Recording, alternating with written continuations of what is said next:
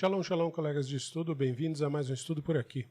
Eu sou o Ben Zion e nós hoje vamos continuar a nossa série, onde nós estamos refutando mentiras sobre o Talmud, certo? O nosso canal, ele retornou à atividade há pouco tempo. E é claro, muitas pessoas que outrora participaram desse canal, 2 anos atrás, 3 anos atrás, estão retornando para os nossos projetos. E esse retorno é fundamental para a sua continuidade, né? Então não se esqueça de curtir, compartilhar, enfim, e se tornar membro do canal, porque isso é o que vai manter o projeto vivo e aceso. Beleza? Então, assim, nós, como de costume, nós vamos direto para o nosso estudo e eu quero, então, entrar com você naquele que foi o quarto estudo que fizemos na época sobre esse tema. É um terceiro vídeo, esse aqui, mas o estudo era um quarto texto que havíamos produzido. E naquele quarto texto nós estávamos tratando desse tema bastante recorrente aí na internet, de que os judeus chamam os goim de animais. E é claro, você tem a entidade sionista na figura de seus representantes religiosos que reproduzem essa leitura popular, né, que de fato xingam as pessoas e tratam elas como animais, especialmente quando envolve racismo da parte desses judeus, dessas seitas, né, dentre as quais se destaca o Chabad Lubavitch, mas não é só o Chabad Lubavitch, tem outras seitas associadas ao Chabad Lubavitch, né, então é sempre importante lembrar que o sistema sionista de pensamento permeia uma ala ortodoxa, fanática, nacionalista e brutalmente racista do judaísmo. Então, o que acontece? Nós vamos olhar que, apesar de tudo isso que eu disse, apesar da religião realmente ter essas características, o texto utilizado para fazer acusação e, portanto, dizer, eles se comportam desta maneira porque a religião deles manda. É isso aí que está errado. O racismo judaico ashkenazi não vem da religião, vem da sociedade europeia, da onde essas pessoas vieram. Vem do capitalismo que eles defendem, vem da visão de mundo social e econômica que eles têm. Não tem nada que ver com a religião. Esse é o ponto. Agora, existem trechos da religião que, se distorcidos, podem ser usados para esses fins. Bom, distorcidos, trechos de qualquer religião podem ser usados para qualquer coisa. Concorda? Então nós vamos olhar o texto propriamente dito para a gente ver que a atitude racista desses grupos não é derivada diretamente de livro nenhum. O mau caratismo de tais pessoas é delas mesmas. Então vamos olhar. Aqui no nosso exemplo, né, textual, a acusação que eu encontrei na internet na época fala que Yevamot 98a, que é um tratado do Talmud, diria, junto com o Berachot 58a, que todas as crianças gentias são animais e que colocaria o Elias, né, o profeta Elias, flutuando para o céu para enganar uma corte gentia, a gente vai ver depois a cena, e que diria que o Talmud ensina que os gentios são animais, né? Então, tipo assim, o cara coloca isso no contexto do tratamento que o Estado de Israel está dando para os palestinos, né? Está justificado na religião deles e tal. Também ensina que qualquer um que revele isso merece a morte. Então, veja, é um monte de ideias que antes do Estado de Israel existir, certo?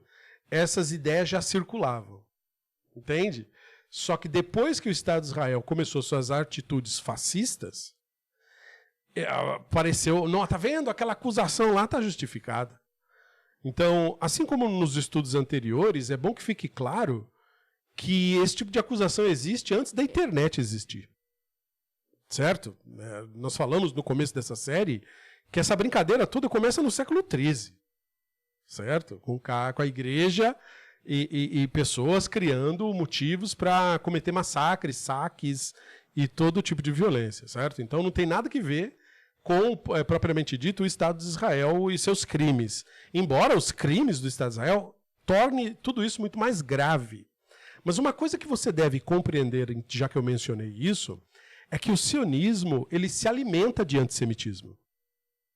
Quanto mais antissemitas, quanto mais pessoas odiando os judeus, melhor para os sionistas. Porque, dessa forma, judeus que não concordam com os crimes, com a violência, com a postura do moderno Estado de Israel com relação aos seres humanos que vivem na Palestina, vão se ver, na imaginação do sionista, sem recursos, sem opção. Porque, tipo assim, ou você vem pro nosso lado, ou você vai ficar aí e os goim não gostam de você. Entendeu? Como se o problema do antissemitismo no mundo fosse simplesmente a pessoa. E não é o caso. Não é? O problema do antissemitismo no mundo hoje são os crimes que o Estado de Israel fomenta. Certo? Esse é o principal motor, gerador de animosidades contra judeus. Porque as pessoas, por sua própria ignorância, associam todos os judeus ao sionismo. E isso é incorreto de se fazer. Porque desde que o sionismo começou, oposições judaicas ao sionismo surgiram. Desde o começo do movimento. Não é nenhuma novidade. E aquelas oposições que existiram desde o começo persistem até hoje. Né? Então, ser judeu não significa ser sionista e, portanto, não significa defender os crimes que o Estado de Israel comete contra os palestinos. Então, não é esse o ponto.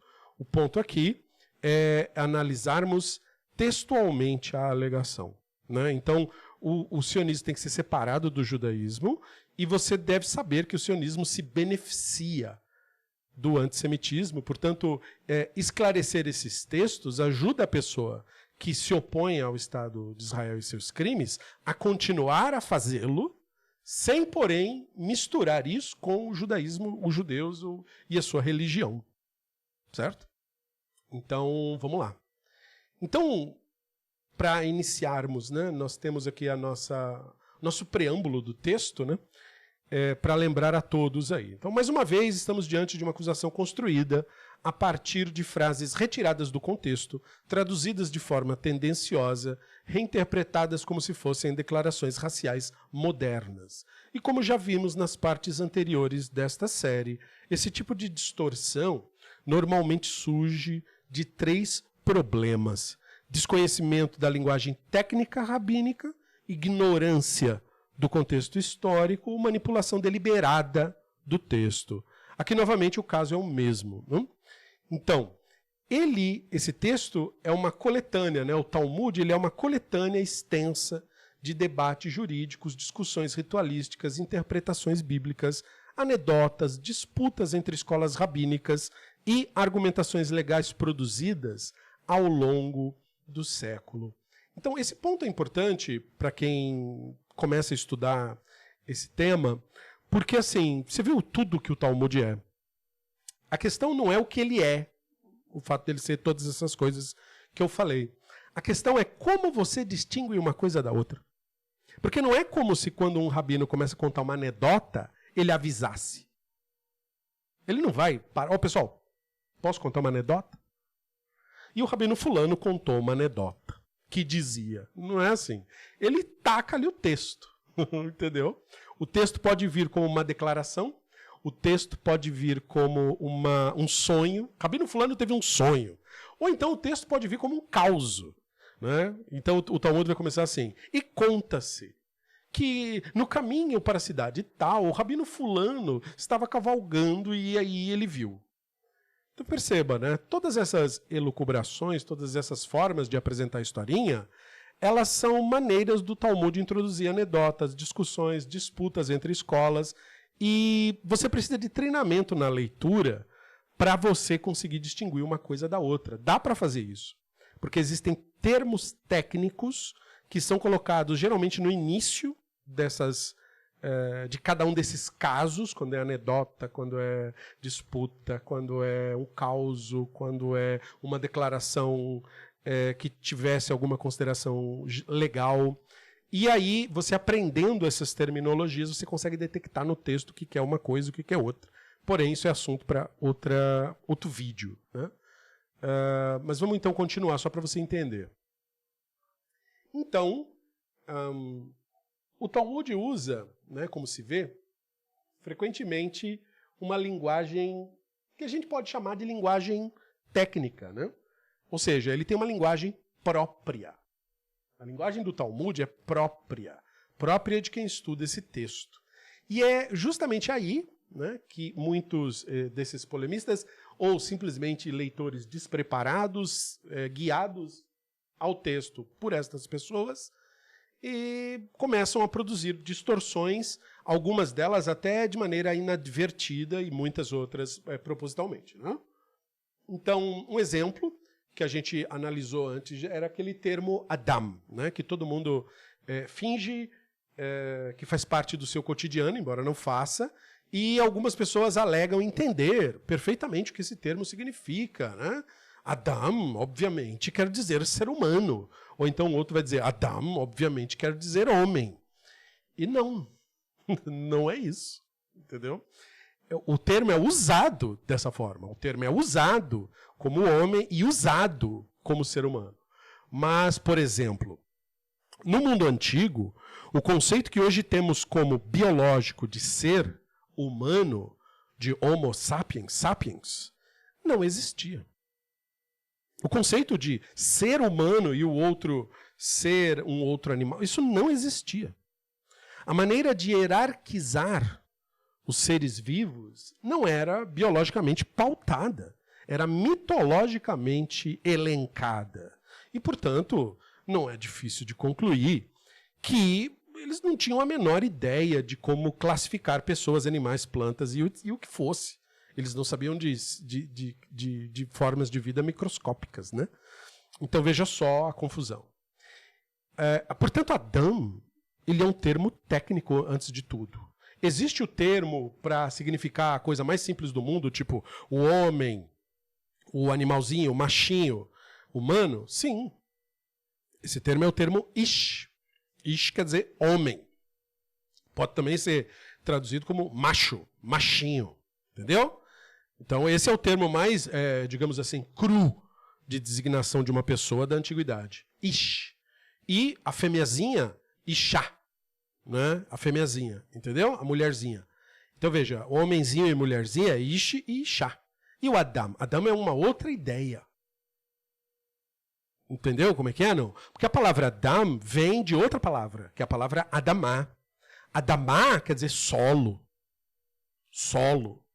Então eu sei que solo não é uma palavra do seu cotidiano. Né? Terra é uma palavra do seu cotidiano, mas solo, né, não é. Só que a palavra quer dizer solo, não terra. Entendeu? E solo é o que, no que difere da terra. Solo pretende expressar aquela terra preta, cheia de minhoca, cheia de dejetos orgânicos, que são extremamente nutritivos para plantas. Sabe aquela terra preta, cheia de minhoca, cheia de folha morta, cheia de galho podre, dentro daquela terra ali onde se produz, onde de dentro dela sai uma planta, você bota uma semente, a semente brota dali de dentro? É isso que a palavra Adamá remete, é isso que essa palavra pretende expressar. Então Adam é aquele que veio da Adamá. Se Adamá é solo, se Adamá é a terra fértil, então um jeito de traduzir Adam seria dizer que ele é um terráqueo. Né? Mas essa palavra ainda fica ruim, porque terráqueo pode se referir à ideia de planeta Terra, ideia esta que não existia na época dos antigos. Eles não se entendiam como pessoas que viviam num planeta. Eles não sabiam nem o que planeta quer dizer. Quer dizer, os gregos que criaram a terminologia, mas significava outra coisa para eles. Não o que nós pensamos hoje. Né? Não sei se você é ciente disso, mas os gregos antigos eles nomeavam estrelas de dois tipos. Né? A estrela que eles viam e entendiam como seguindo um contorno contínuo no céu era estrela para eles. Agora, eles também viam outros pontinhos luminosos que também eram estrelas para eles, mas esses pontinhos luminosos não seguiam os contornos. Não eram como os outros que seguiam uma linha toda noite e ia do ponto A ao ponto B. Não, eles ficavam indo e voltando, e indo e voltando, né, e fazendo diversos desenhos no céu. Então esses outros aí, eles nominavam de planeta, que, portanto, para eles, significava estrela errante, estrela perdida, estrela que perambula por aí. É daí que a palavra planeta vem. Né? Depois se descobriu que essas estrelas errantes, na verdade, não eram estrelas, e sim estruturas como o nosso próprio, agora sim, planeta. Né? E aí a palavra planeta ganha um novo significado a partir dessas novas descobertas. Então veja, os antigos não tinham uma linguagem equiparável à nossa. Então, por isso é difícil você simplesmente pegar a palavra Adão e colocar ser humano. Seria até irresponsável fazer isso. Mas irresponsabilidade nunca impediu religião de agir, correto? Então, é por isso que o mundo é como é. Então, vamos lá. Vários contextos talmúdicos, né? Em vários contextos talmúdicos, esse termo não significa simplesmente ser humano, em sentido biológico moderno. Quer dizer, porque assim, na maioria não significa isso. Dependendo da discussão, ele pode funcionar como categoria legal, específica ligada às leis de pureza ritual, impureza de cadáver, casamento, herança, obrigações da Torá. Ou seja, a linguagem do Talmud muitas vezes é jurídica e técnica, não biológica ou racial. Né? Embora os rabinos tinham seus preconceitos, eram pessoas antigas e, portanto, tinham seus preconceitos, isso não significa que o racismo europeu era parte da visão de mundo deles. Esse é o ponto. Então, o que o nosso texto está discutindo? Né? Essas passagens, né, que esses polemistas citam, elas, primeiro, não fazem a afirmação que eles estão promovendo. Não existe texto no Talmud que o texto em si diga, ou declare, ou decrete que os não-judeus são animais e tal, e tal, e tal. Isso não tem lugar nenhum. Tá? O que você tem é uma discussão dentro de algum tema, ou de relações proibidas, ou de reconhecimento legal dentro da Halahá, que é a lei judaica normativa, para quem não souber aí, ou povos associados à ideia de Avodá Zará, que é a ideia antiga, que é popularizada pelo termo idolatria, né? Embora não seja exatamente isso, mas podemos entrar nesse assunto em outro momento. Categorias jurídicas do judaísmo rabínico antigo. Então, quando você analisa tudo isso, você vê que é uma caricatura o que é propagado por aí, e ela é muito diferente do que circula na internet. Então, nós vamos descer e nós vamos olhar o texto, certo? O trecho lá de cima falou Yevamot, mas na verdade o texto é Berachot. Berachot 58a. Então, o texto está aqui em aramaico e eu fiz aqui a tradução para facilitar a tua vida. Você pode vir aqui no Sefaria e ler. Então está dizendo assim, quanto à conexão entre a realeza divina e terrena, a Guemará cita outra narrativa. Então perceba que nós estamos no meio de uma conversa que estava lá falando sobre a ideia de realeza divina e terrena, que era um tema que os rabinos consideravam importante na época, porque eles viviam num mundo muito diferente do nosso, na imaginação deles mesmos. E no mundo deles, em cima do céu, estava o reino divino. O mundo não era um globo, um planeta, nada disso. O mundo era um prato, né, em cima do qual estariam as nações. No reino de baixo, o reino terreno, e o reino de cima seria o reino divino na mitologia imaginária deles. Certo? E aí o Rabino Sheila ordenou que um homem que mantinha relações com uma mulher estrangeira fosse açoitado. Então veja, isso é briga dentro da comunidade judaica. Certo? Então os judeus viviam... depois da invasão dos romanos, um pouco em Roma, um pouco no território que antigamente era dos persas, depois passou a ser do Império Parda. Eles viviam um pouco em Alexandria, com toda aquela influência grega, depois os romanos dominaram lá. Então, assim, ele está no meio de todo esse problema. E aí teve um problema dentro da comunidade judaica, de um cara de dentro da comunidade judaica que resolveu se envolver com mulheres de fora. Para você e para mim, e daí? Qual o problema? Exatamente. Só que naquela época o rolê era completamente outro. E aí o convite do estudo, desse tipo de estudo, é você fazer uma pequena viagem no tempo, pelo menos naquelas páginas ali, para você tentar ir lá, ver como que a vida era naquela época. Né? Então, é isso que nós estamos fazendo aqui, uma pequena viagem no tempo. Então, isso aqui deu um problemão, né? Esse homem foi açoitado, então veja, pegaram o cara, capturaram o cara, com certeza ele brigou, chutou, esperneou, pegaram a força, botaram ele amarrado em algum lugar e deram-lhe, provavelmente no chão, amarraram ele no chão, e viraram ele com o peito para cima e deram tantas, e depois viraram ele de costas e deram tantas. Chicotadas para valer mesmo, para doer mesmo. E esse cara ficou muito bravo. Então o texto diz que ele foi informar o rei. E isso aqui pode ser um eufemismo, né? Porque, tipo assim, não é como se você pedisse uma audiência. Chega um cara todo esfolado, espancado lá, eu queria falar com o rei. Não é? Entendeu? O Talmud está sendo aqui contando um caos, entendeu? Ele foi falar com o rei. Quer dizer, uma autoridade local ali, alguém que ele tivesse acesso. E ele falou assim, há um homem entre os israelitas que faz o julgamento sem a autoridade do rei. Por que aparece o termo aramaico ali, né? O harmana? Isso significa que foi usada uma linguagem local. Por isso que é preciso o termo estar ali. Tipo assim, ele não falou malhuta, que seria o termo que eu esperaria que tivesse escrito ali, que seria o reino, entendeu? Ou malcha, que seria o rei em aramaico. Não, ele falou um outro termo, que aí serve para a gente refletir, tipo assim, por que usar esse termo e não o termo normal e tal? Mas não vou entrar nisso agora, mas só para você saber por que ficou ali o destaque, né? Então, sem autoridade do rei. Veja a acusação que o cara fez, né? Então, veja, ele não acusou o cara que agrediu ele acusou a comunidade toda. O rei, seja lá quem foi, o líder, o chefe local, seja lá o que for, enviou um mensageiro, de novo usando um termo estranho, né? Pritzka, né? Para o Rabino Sheila ser levado a julgamento. Então, ele foi nominado porque ele era o responsável. Geralmente, quando uma comunidade era julgada por uma força estrangeira, o líder é o cara que era responsável de assumir a bronca. Quando o Rabino Sheila chegou, lhe disseram, por que você ordenou açoites para esse homem? Ele lhes disse, porque ele manteve relações com uma jumenta. Por que ele falaria uma coisa dessa? Porque, de acordo com a lei persa, que é da onde ele tinha vindo, da região que ele tinha vindo, esse crime é horrível, era considerado culturalmente tabu um cara fazer sexo com animal, né? Só que ele falou isso num contexto em que isso teria algum efeito.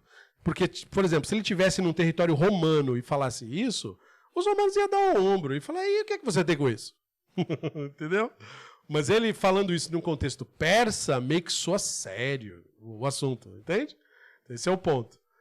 Então ele falou isso. E aí falaram assim, você tem testemunhas de que ele fez isso mesmo? Tem gente que viu ele fazendo isso? Aí ele falou, sim, tenho testemunha. E aí olha o texto do Talmud. O Eliarro, o profeta, aquele lá da Bíblia, né, que fazia coisas mágicas, veio e apareceu como se fosse uma pessoa. E testificou. Muito estranho o texto. Porque, assim, de que adiantaria o testemunho, né? Se precisaria de mais pessoas. Significando que não tinha ninguém, né? Mas aí o Eliarro veio e testificou. Eles disseram ao Rabino Sheila, se fosse assim, né, ele seria passivo de pena capital. Então, por que você não decretou a pena capital? Então, isso é uma nuance do texto que é bem importante.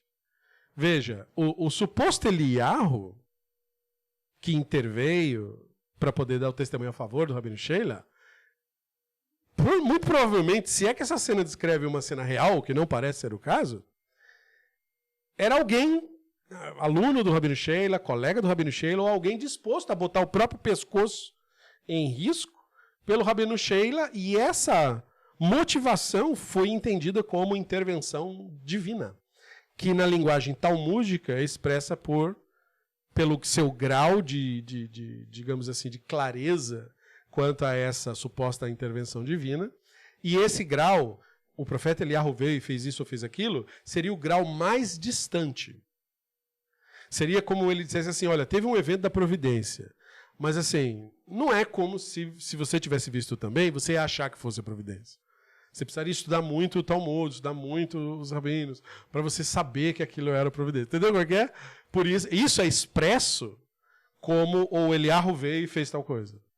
Quando é uma providência mais, digamos, vamos mudar o termo para você entender.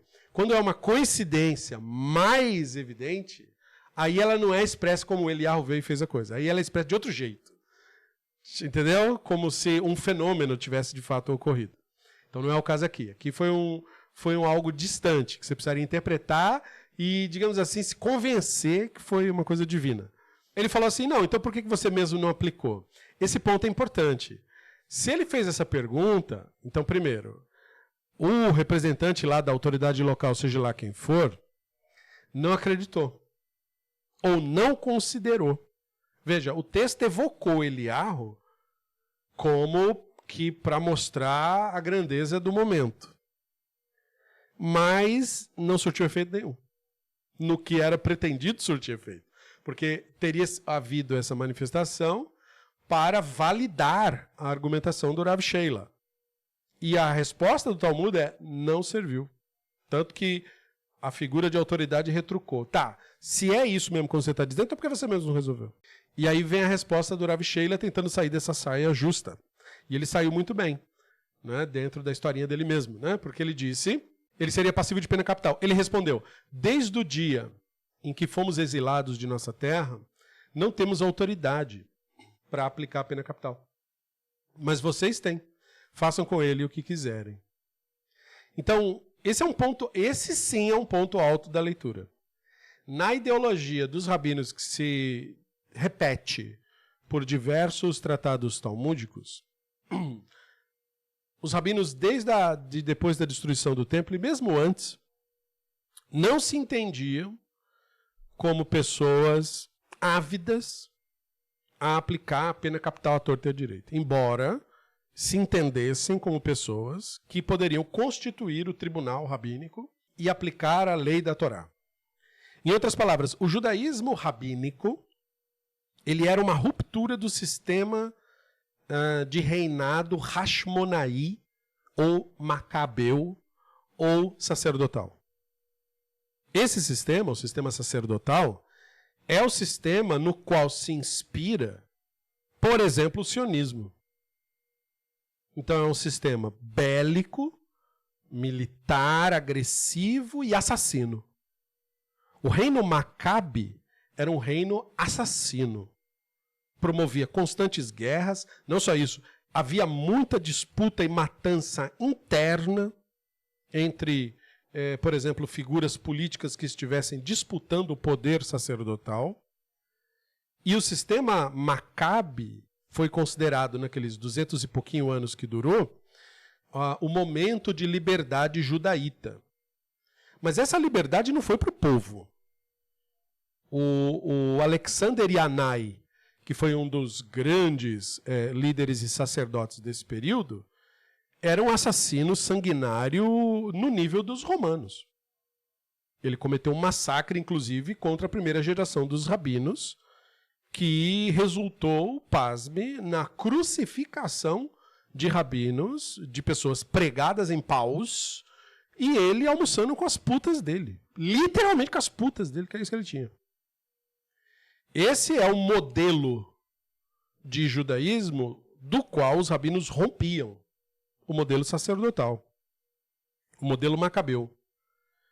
Então, enquanto os rabinos, assumindo a postura de líderes da comunidade judaica, formam ou formariam o Sanhedrin, o grande tribunal judaico, eles não queriam reproduzir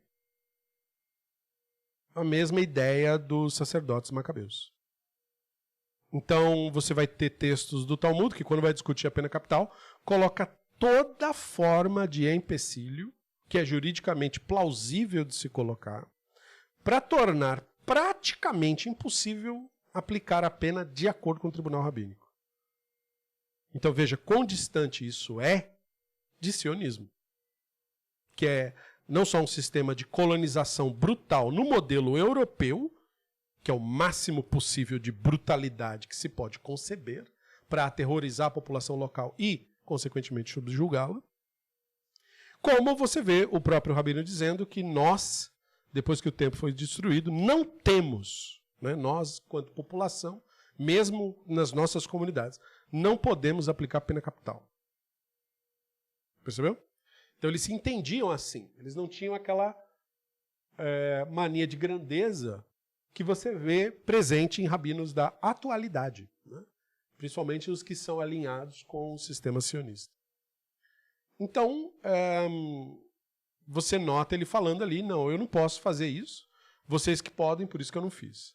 Enquanto eles consideravam a frase, né, o rabino Sheila elogiou o divino, né, por ter salvo ele do perigo, no caso, aquela figura ali que foi lá e testificou, é verdade o que ele está falando, e ele está contando aqui sem identificar quem tenha feito isso, como o profeta Eliyahu fez.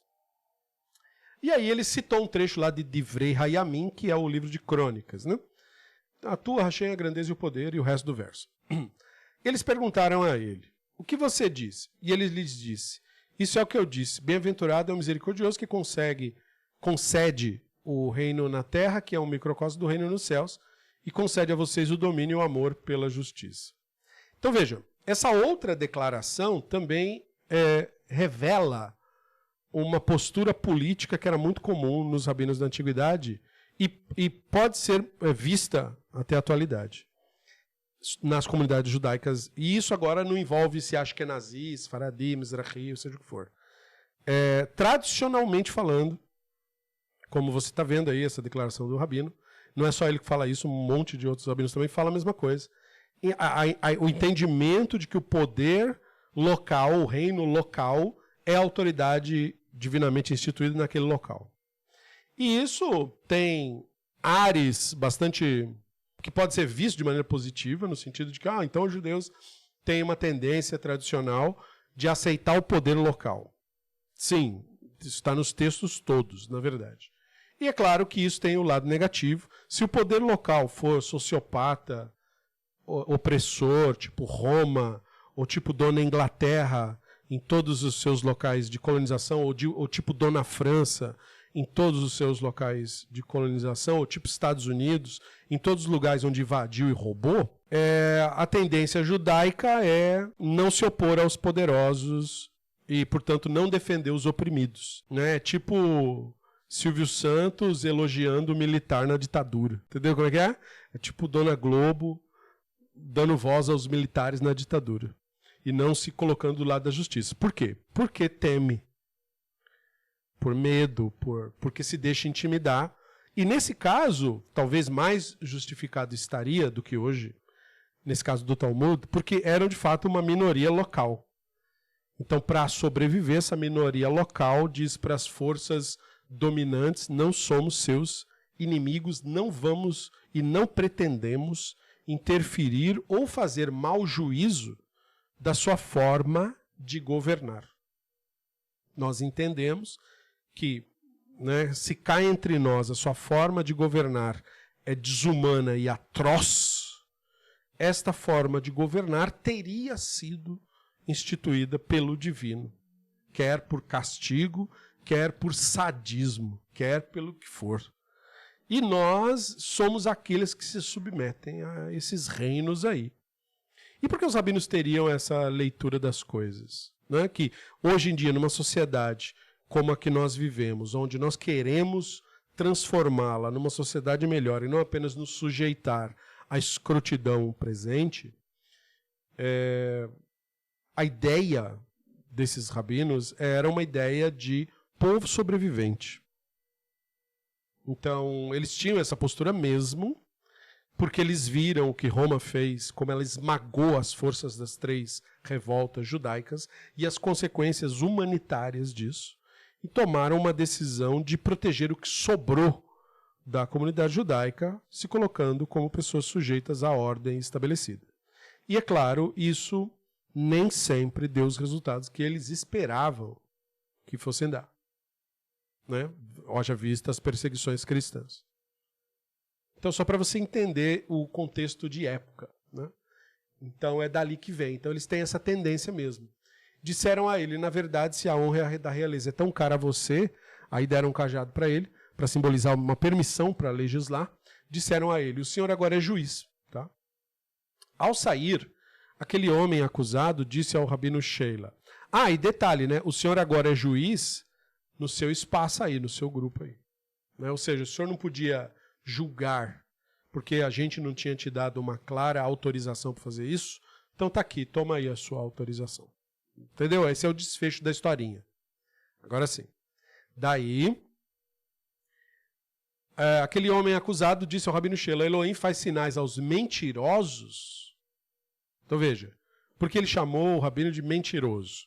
Porque o rabino fez uma alegação que, se lida literalmente, não é verdade.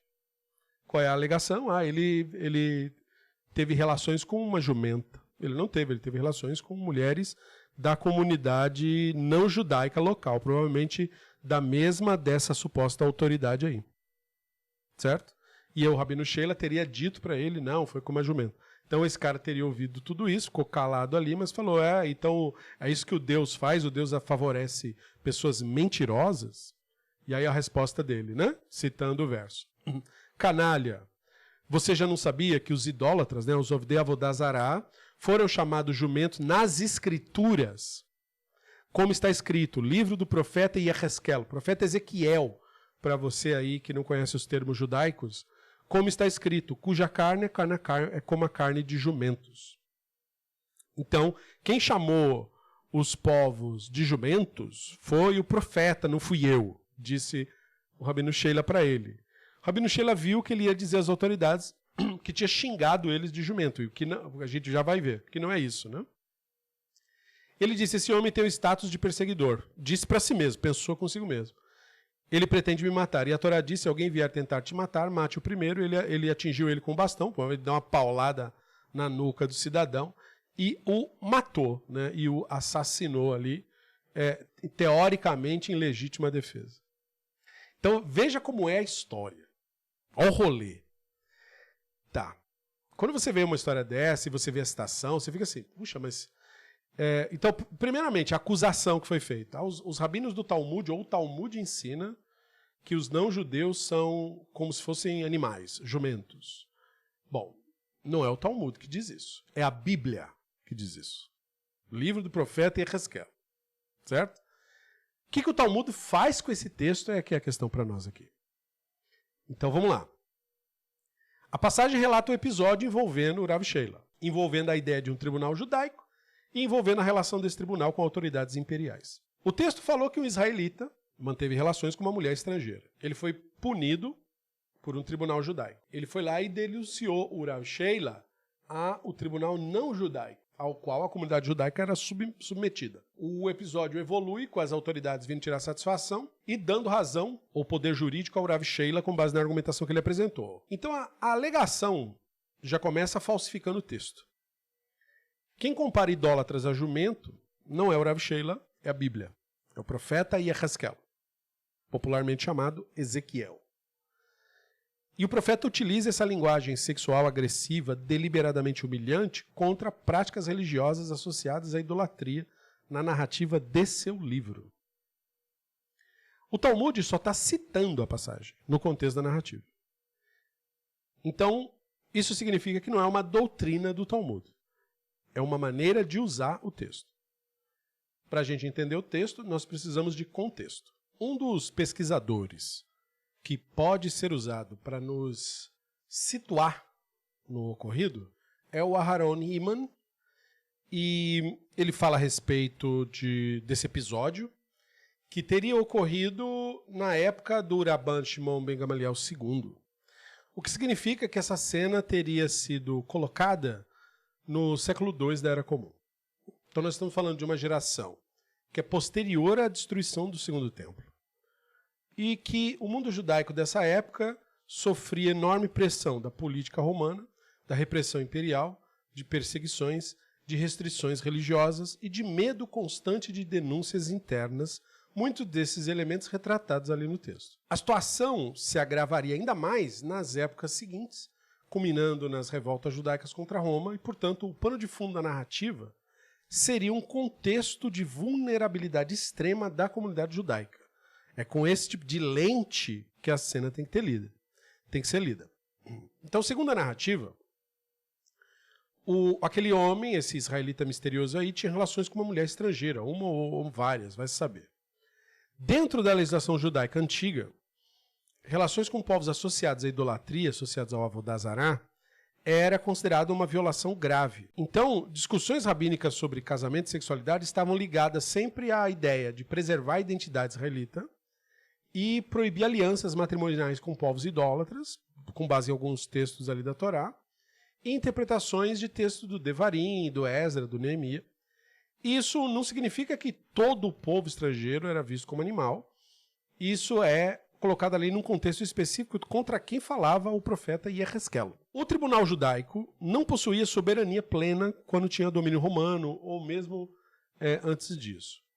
Então, quando o homem denunciou o Rav Sheila às autoridades, a situação ela se tornou especialmente perigosa. A narrativa sugere que o Rav Sheila tentou enquadrar o caso numa categoria que as autoridades, supostamente romanas ali, compreenderiam de outra forma. Aqui o texto entra em linguagem ambígua, irônica, defensiva. Algo extremamente comum nas narrativas talmúdicas. O objetivo evidente do relato é mostrar tensão entre a lei judaica e o poder imperial, risco de perseguição de toda a comunidade e sobrevivência sob dominação estrangeira, demonstrando aí um exemplo de como é difícil. O ponto central da polêmica moderna está aqui. Quando o Rav Sheila menciona que idólatras foram chamados de jumentos pelo profeta, ele está usando a linguagem metafórica do profeta. O próprio texto do Yehezkel, ele faz essa comparação dizendo que essa comparação era uma espécie de associação sexual. Uma polêmica ligada à antiga prática de sexo ritual por grupos específicos contra os quais o Yehezkel falava. Profetas bíblicos frequentemente são retratados utilizando imagens violentas, humilhantes, hiperbólicas contra práticas religiosas rivais. Isso é parte do gênero literário profético do Antigo Oriente Próximo. Transformar aquela metáfora lá num suposto ensinamento racial, universal do judaísmo, é uma distorção. Até porque o livro do Yehezkel é usado pelo cristianismo também.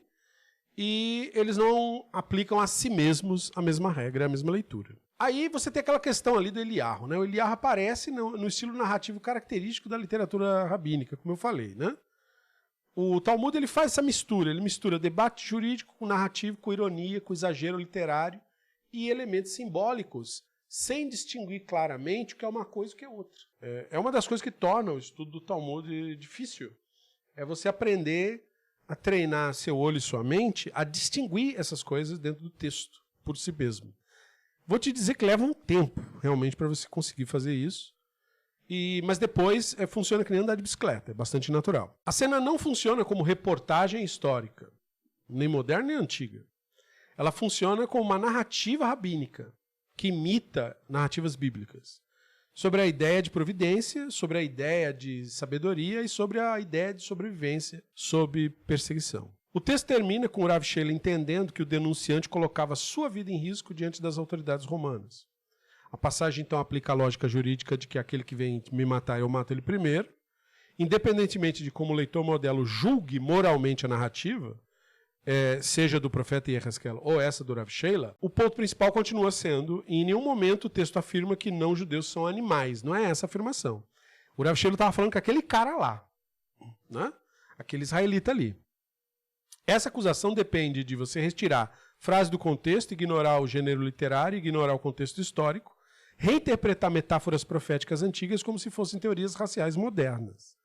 Isso simplesmente não corresponde ao que o texto realmente diz. Mas o estudo ainda não terminou.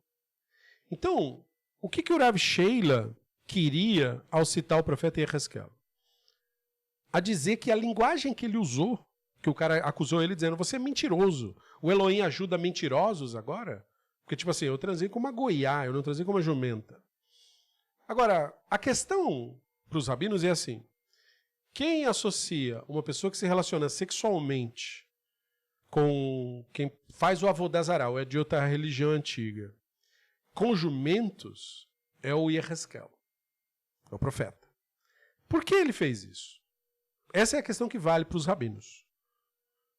Tipo assim, se você disser, ele fez isso porque ele estava xingando, os rabinos não aceitam essa explicação, porque eles consideravam os profetas pessoas sublimes, pessoas que tinham visões de coisas que a gente não entende. Então eles não achavam que o que os profetas escreviam era tipo coisa simplória, tipo só xingando. Então eles queriam mais. Então eles não iam aceitar essa argumentação. Então eles pensavam assim, então quer dizer que jumento significa alguma coisa, que não é simplesmente xingar a pessoa do bicho. Até porque se fosse para xingar do bicho, não funcionaria. Jumento não era considerado um animal derrogatório no mundo antigo. Você vê várias cenas de reis montando em jumentos. Ou você tem a ideia até quando se fala do Messias entrando montado em jumento, entendeu? Então, montar em jumento é uma coisa que reis faziam. Então, começa por aí. A visão moderna, né? Você hoje chegar numa pessoa e falar, seu jumento, é como se você estivesse xingando a pessoa de estúpida, de burra, de qualquer coisa. Isso não funciona no mundo antigo. Jumento não era sinônimo de ser burro, de ser menor. Pelo contrário, era a montaria dos reis. Esse é o ponto. Então não é xingamento. Se não é xingamento, então para que usar? Então, para os rabinos, a ideia era a seguinte. O jumento, né, ou seja, um cavalo, ou o que fosse, é um tipo de animal que ele tem uma das características de Kashrut e não tem a outra.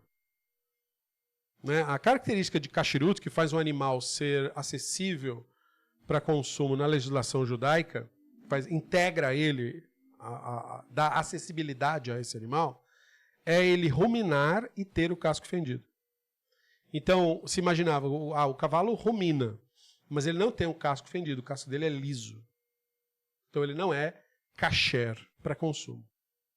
Então quando o Yeheskel pega o Ovdei Avodah Zará, o idólatra, e coloca dizendo, eles são como jumentos, quer dizer, eles têm uma parte que é uma parte reconhecível por nós, eles usam algo metade nosso, mas a outra metade não é. Eles estão, portanto, parecendo uma coisa válida, mas não são. Isso na cabeça dos rabinos funcionou da seguinte maneira.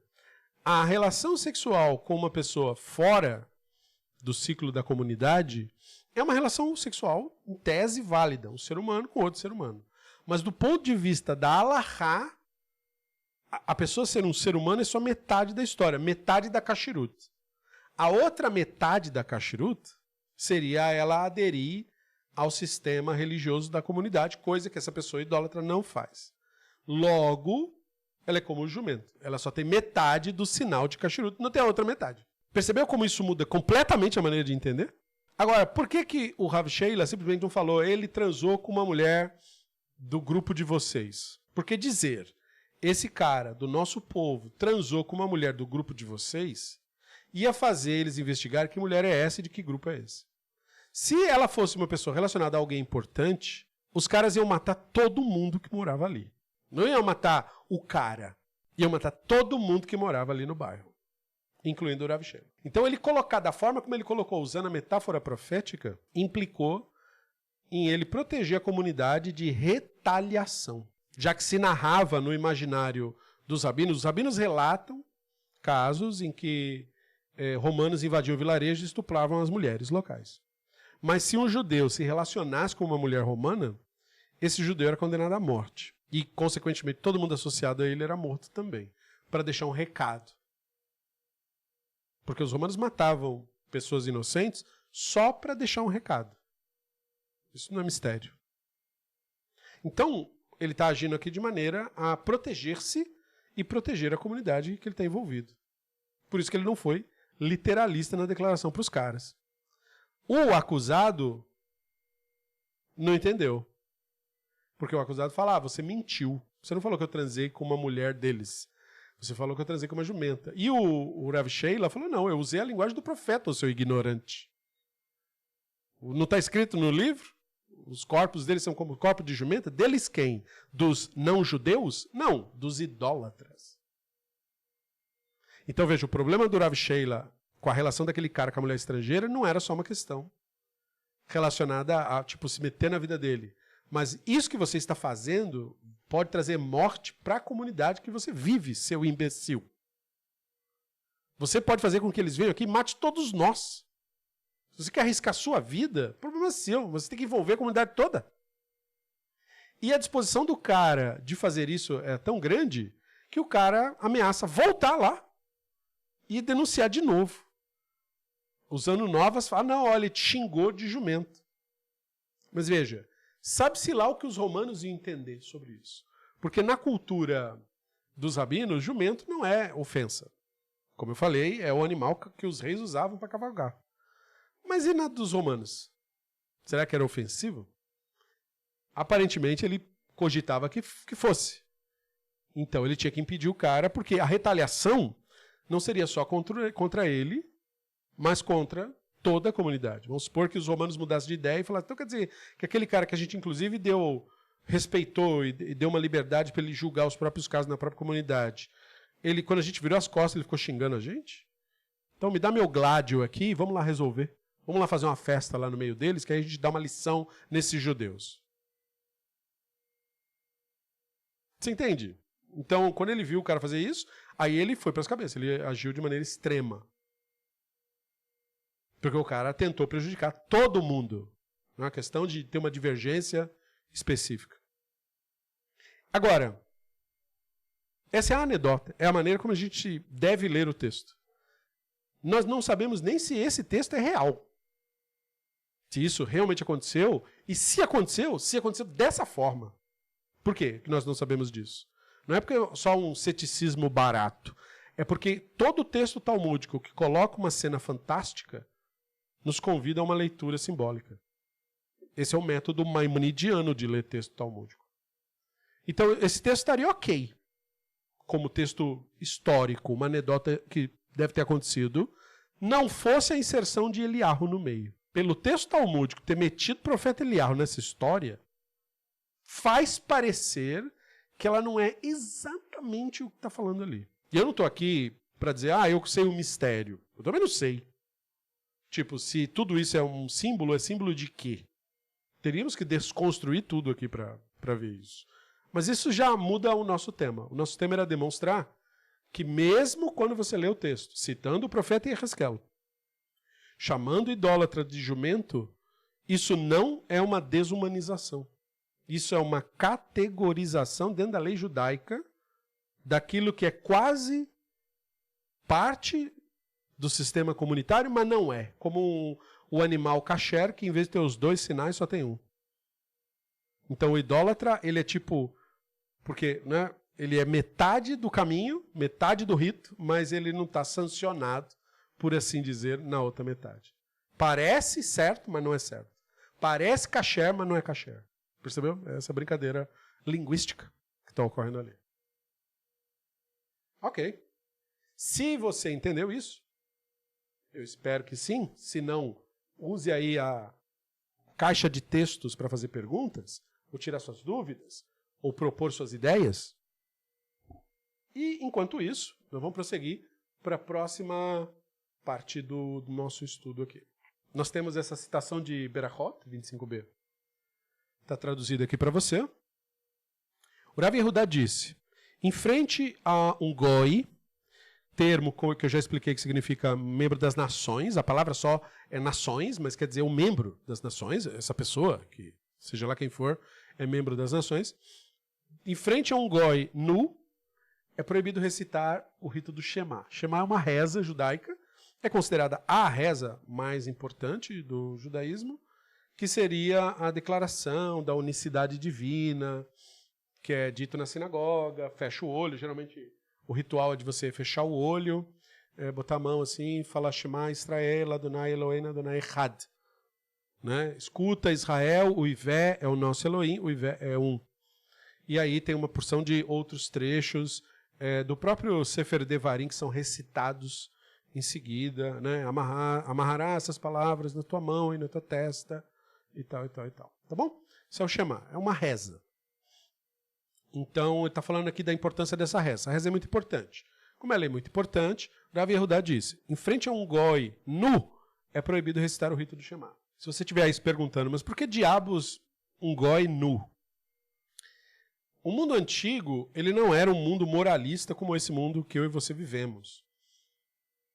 Nosso mundo ele vive uma hipocrisia, né? Onde pessoas ditas conservadoras vivem vidas ditas devassas, escondido, enquanto pregam moralidade que nem eles mesmos praticam para seus subordinados.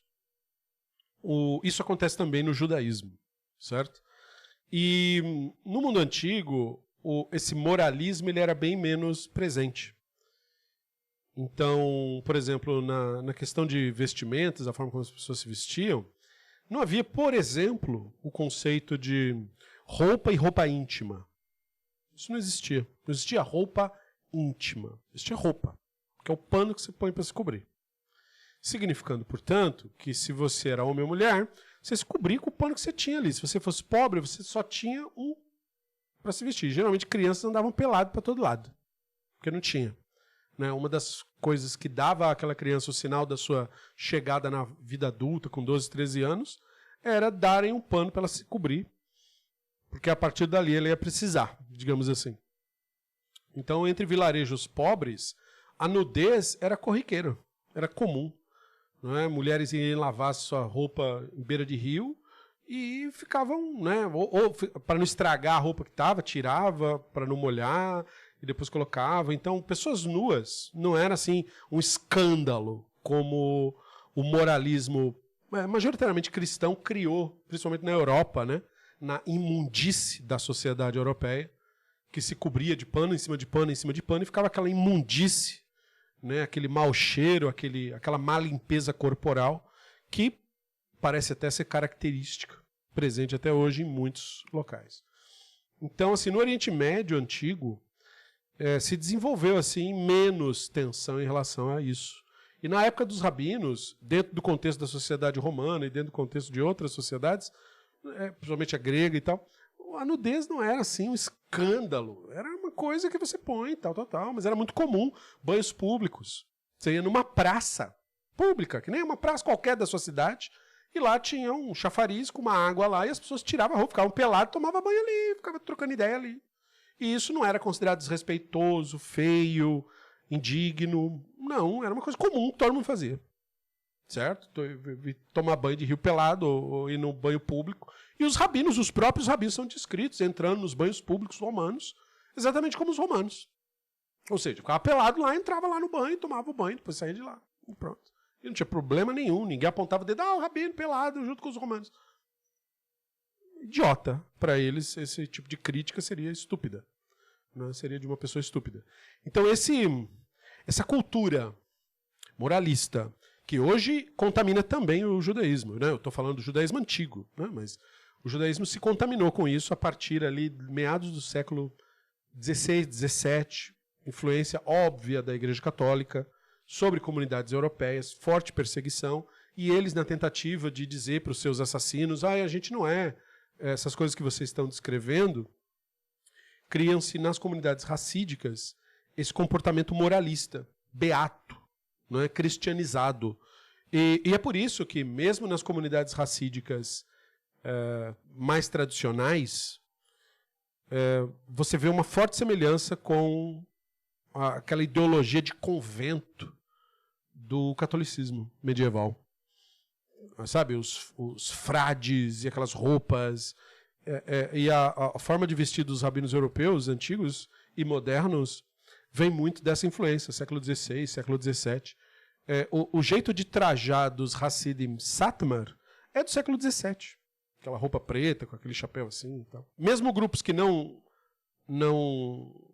continuaram com esse retrato de vestimenta, como o grupo sionista do Chabad Lubavitch, né, que já põe terninho, finge que é um sistema moderno, o pensamento, a ideologia é tão retrógrada quanto a dos demais, inclusive até mais, é mais radical, porque envolve também o racismo e toda aquela porcaria ideológica que veio do período da Segunda Guerra Mundial. Mas esses grupos tradicionais, eles são pietistas por isso esse nome, né, Hassidim, pietismo, né, porque Hassid é o termo para uma pessoa piedosa, bondosa seria, né? Mas aí caiu a bondade e ficou o radicalismo religioso no lugar. E aí pietismo deixou de ser sinônimo de vamos praticar bondade até o máximo que der, para virar vamos ser moralista, canalha até o máximo que der. Então o Shema não pode ser lido perante uma pessoa nua. Então veja, isso era muito comum. Então, pessoal, vamos evitar fazer o Shema quando estiver no banho público. A Guimara pergunta, por que o Rav Yehudá discutiu particularmente o caso de um goi? Não é? Por que não pode fazer o Shema na frente do goi? Por que o goi? Mesmo com relação ao israelita também não pode. Então para que precisar falar isso? Aí a Guimara responde, é que em frente à nudez de um israelita, é óbvio, né? Mas em relação à nudez do goi, era preciso dizer. Por quê? Porque tem aquele texto lá do Yehezkel. Né? O Yehezkel não falou lá, a carne deles é como a carne de jumento? Então, se uma pessoa pega esse texto do profeta e interpreta literalmente a Bíblia, porque esse texto é da Bíblia, não do Talmud, né? Então a pessoa vai dizer assim, se a carne do goi é como a do jumento, então se ele está pelado é como tipo um cachorro, né? Ou um gato, ou um cavalo, ou qualquer coisa. Então a nudez dele tipo não vale. Entendeu? Seria isso que a pessoa interpretaria. Aí a pessoa diria, então foi necessário o Rav Yehudá ensinar que essa interpretação literalista do Yehezkel estaria errada. Errada. Porque a nudez dos goim é considerada nudez igualmente. E tem outro verso que aponta para isso, que é o Bereshit 9:23, que fala, não viram a nudez do pai. Então, como o texto do Bereshit fala do Noa e da sua família, e eles não eram israelitas, eles eram goim, né? E eles não viram a nudez do pai, o texto é uma prova, né, de que essa tendência de interpretar literalmente o Yehezkel seria errada. Então, o que eu espero que você tenha percebido é que, se no texto anterior você poderia ter criticado, na sua observação, porque o objetivo do Talmud é você fazer a crítica dele mesmo. Crítica e investigação, né? Então, se você tivesse criticado o texto anterior que nós lemos e falado assim, o Rav Sheila não precisava ter usado a metáfora do Yehezkel, porque passa a impressão de que ele interpretava literalmente o Yehezkel. Então, o segundo texto do Talmud, que a gente está citando, é para mostrar para você que era de conhecimento dos rabinos que não se deve interpretar o Yehezkel literalmente. Então, veja, os rabinos fazem o contrário do que os acusadores dizem. Se você ler Yehezkel literalmente, a Bíblia está dizendo que os idólatras, a carne dos idólatras é como a carne de jumentos. E, de novo, isso entra naquela discussão de que por que jumento, já que jumento naquela época não era xingamento. Mas, mesmo assim, estaria chamando de jumento. Então não é o Talmud que estaria chamando, é o Yehezkel. Mas o rabino aqui, o Yehudá, está dizendo, não, mas não é para ler dessa forma. Quando o Yehezkel fala aquilo, ele não quer dizer o que você pensaria. Então, por isso que eu estou dizendo, é proibido rezar o Shema na frente do goi. Quando ele fala isso, ele está dizendo, eu não quero que você pegue o texto do Yehezkel e entenda literalmente. Não deve fazer isso. Ou seja, a nudez do goi deve ser considerada como a nudez de qualquer pessoa, porque é para ser considerada. Mas como surgiu uma tendência de grupos de interpretar o profeta e Yehezkel literalmente, o Rabino Yehudá achou necessário explicar que não é para fazer isso. Portanto, você não só não tem um texto talmúdico dizendo o que o acusador pretende que diga. Você tem um texto talmúdico refutando o que ele achou que era dito. Percebeu? Mas não para por aí. Então você tem o Tratado de Shabat, 150a, que continua uma discussão dentro dele mesmo. Isso aqui é outro tratado, outro livro, tá? Então eu estou trazendo só os pedacinhos que importam, mas entenda que você só vai entender o que está sendo falado completamente quando você lê o resto, né? O que está atrás e o que está depois. Mas eu não vou fazer isso agora. Então, a Guemará continua lá, uma discussão que estava tendo, que eu não vou entrar aqui.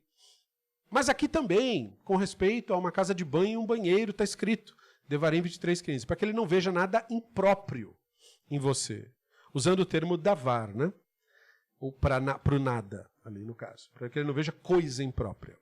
Podemos inferir que isso proíbe a fala, porque a palavra davar é ligada na sua raiz. As palavras hebraicas são construídas com raízes, que seria um conjunto de 2 ou 3 letras. E no caso aqui, as 3 letras, a letra Dalet, a letra Bet e a letra Resh, elas também seriam a raiz da palavra falar, que seria dibur, fala.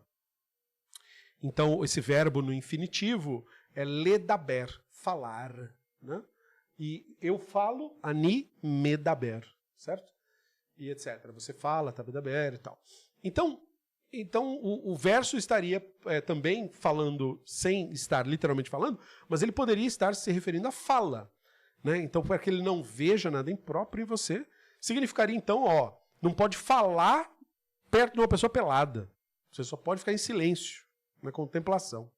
Aí a Guemará responde, esse verso não se refere à fala, mesmo que tenha a ligação da raiz de uma coisa com a outra ali. É necessário para a decisão do Rav Yehudá. Era ele de novo naquele outro tratado. Pois Rav Yehudá disse, em frente ao membro das nações nu, é proibido recitar o Shema. Então veja, aquele ensinamento que o Rav Yehudá deu no tratado de Berachot ecoou lá no tratado de Shabat, quando eles estavam discutindo. Mas você não lembra que o Rav Yehudá ensinou que não se deve interpretar literalmente aquele texto que ele falou que a nudez do Goi é igual? Então aqui também é a mesma coisa, você não pode querer fazer associação, porque o Rav Yehudá já proibiu fazer isso. Percebeu? Então, esse outro trecho do Talmud estava discutindo outro assunto, de novo confirma o que a gente está falando. Né? Então, essa acusação moderna afirma que o Talmud ensinaria que não-judeus são animais. E quando nós lemos as passagens propriamente ditas, é exatamente o contrário que você tem aqui. Né? O Rav Yehudá está discutindo uma questão ritual, se seria permitido recitar o Shema perante uma pessoa pelada de outras nações, que não tem nada a ver com a religião. A Gemara levanta a hipótese interpretativa que provavelmente circulava, alguém ter a tendência de querer ler o Yehezkel literalmente, e o Yehezkel comparou o idólatra a jumentos, então, portanto, se ele for realmente juridicamente considerado como os jumentos são considerados, o jumento ele não veste roupa, ele, portanto, não está pelado. E o Rav Yehudá falou, não, essa leitura está errada. Né? Veja, a pessoa poderia querer usar essa leitura aí para querer, tipo assim, não, então eu posso ver pessoas peladas, porque se eles não forem da nossa comunidade, é como ver um cachorro andando na rua. Entendeu como é? Mesmo que não tivesse esse tabu forte da época, isso aí poderia ser usado como desculpa a qualquer coisa. E o Rav Yehudá falou, não senhor, não senhor. Isso não é correto. Certo? Então não é para ler dessa forma, ele falou. Então veja lá. O Rav Yehudá afirma explicitamente que a nudez das pessoas das nações é igual a qualquer outra, no que diz respeito às regras da lei judaica ritual. Portanto, a própria passagem talmúdica rejeita a leitura literal do profeta. E isso é um tapa na cara naqueles que acusam os rabinos da antiguidade. Eles são fariseus literalistas, eles leem a Torá literalmente, blá, blá. Isso só pode vir de uma pessoa extremamente destituída de suas faculdades intelectuais, para não dizer outra coisa.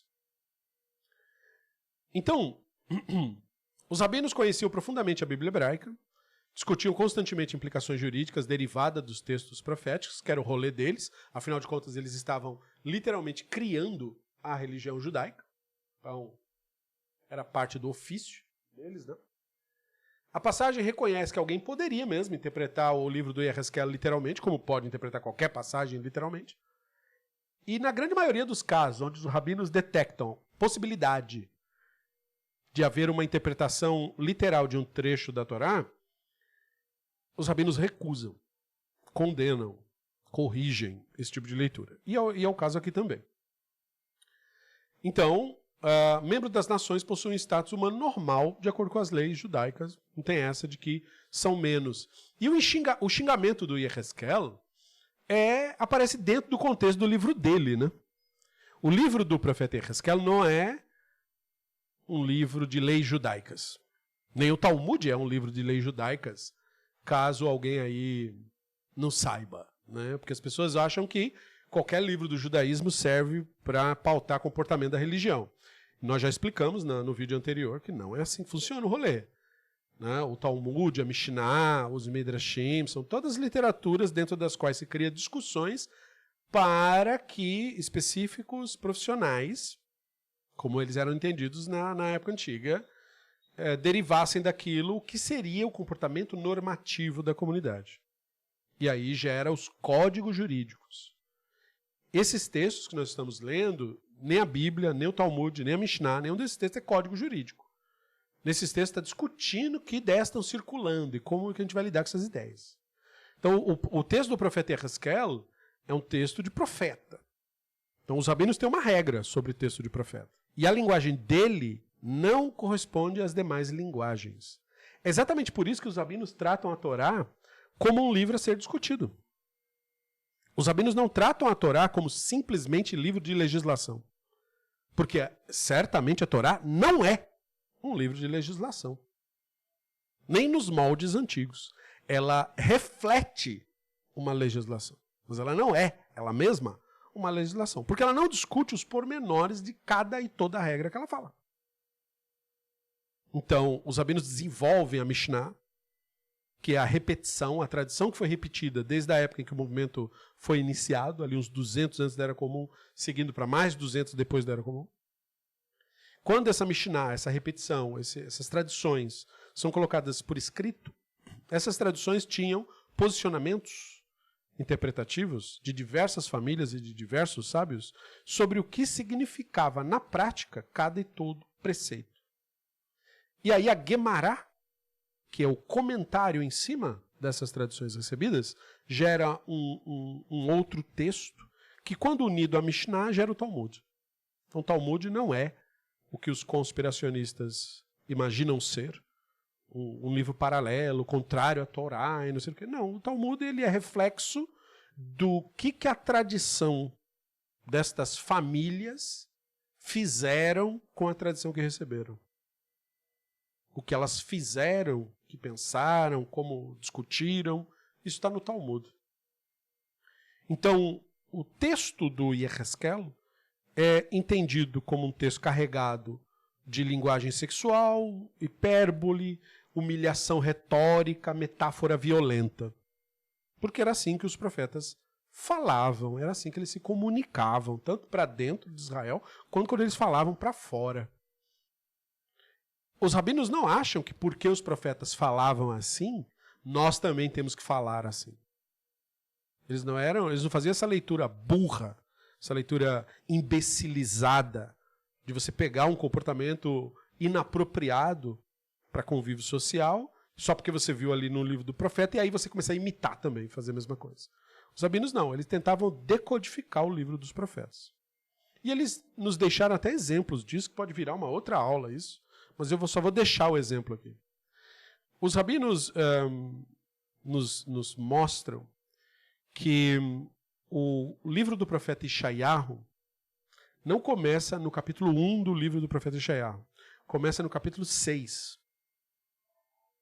Depois eu entro na discussão de por que então tem 5 capítulos antes do começo do livro. O começo do livro de Ishayahu é o capítulo 6, não é o capítulo 1.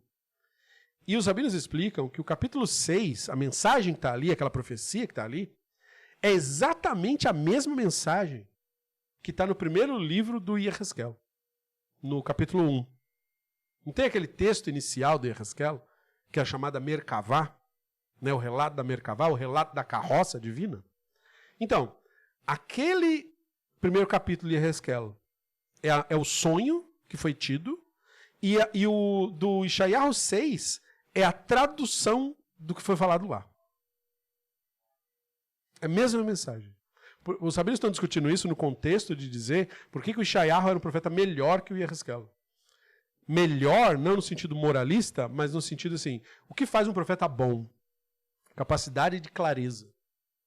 Quanto mais claramente um profeta falasse, melhor ele era considerado.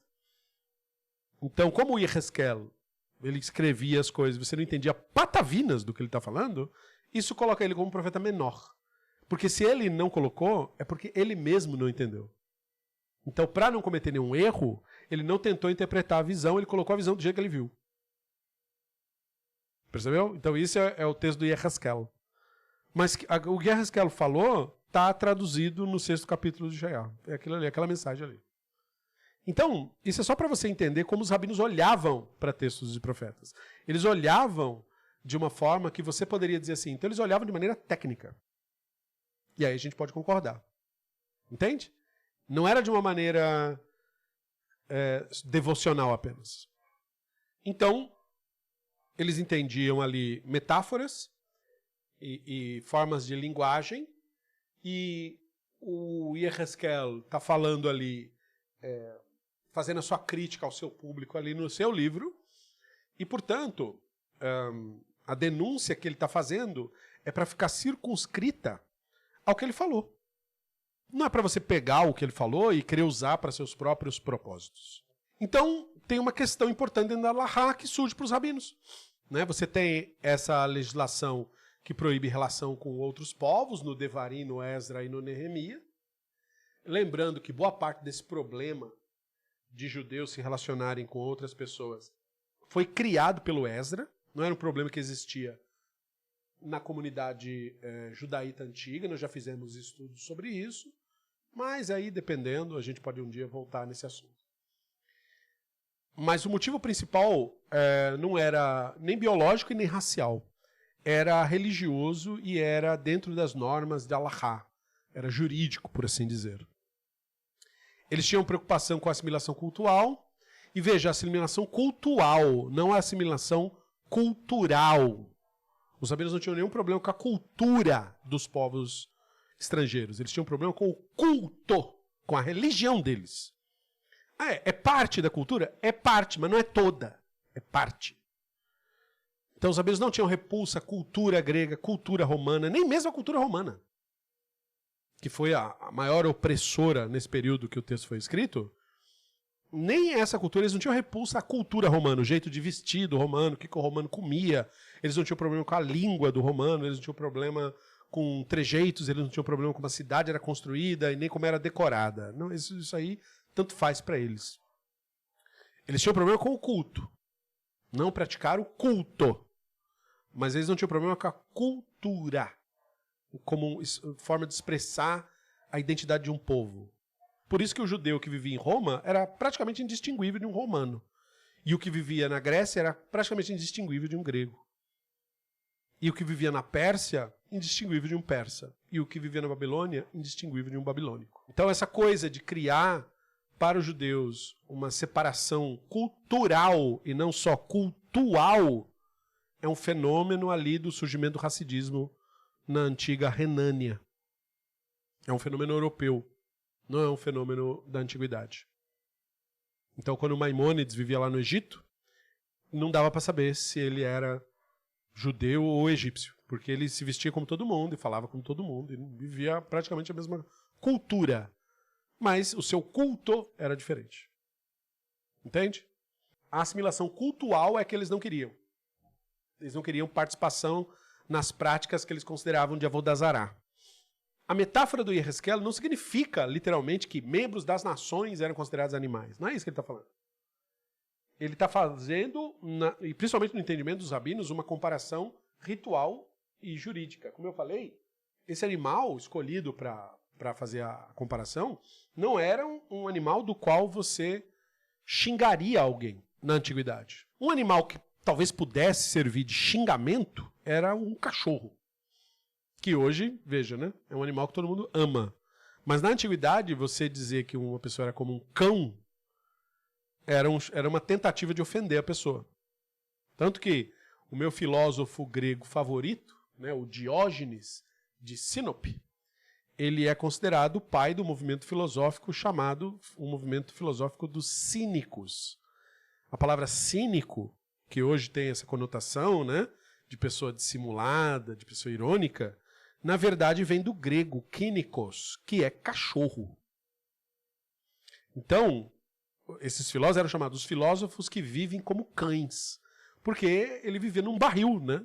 Ele vivia num barril, morava na rua, vivia num barril. Ele era um Buda da época e para ele a vida estava ótima, mesmo sem ele ter nenhum tipo de participação na sociedade grega. E ele dizia que estava vivendo e praticando os ensinamentos de Sócrates. Né? Então, assim, os textos atribuídos a ele, as coisas que são associadas ao Diógenes, eu aprecio muito. Mas você vê, né? Mudou completamente o sentido do que era chamado. E ele foi chamado de cínico, de cachorro, porque ele vivia desconectado da sociedade. Então era um jeito de ofender no mundo antigo. Mas jumento não era uma ofensa. Só que, como eu falei, né? Ele tem um sinal de cachiruto, mas não tem o outro. Então, por isso, a questão simbólica relacionada ao animal. Então, veja, dentro da Halakha antiga, uniões com idólatras não possuíam reconhecimento jurídico pleno no sistema de matrimônio. O que uma pessoa podia alegar? Uma pessoa que se rebelasse contra esse sistema. Não que eu tivesse contra a pessoa. Né?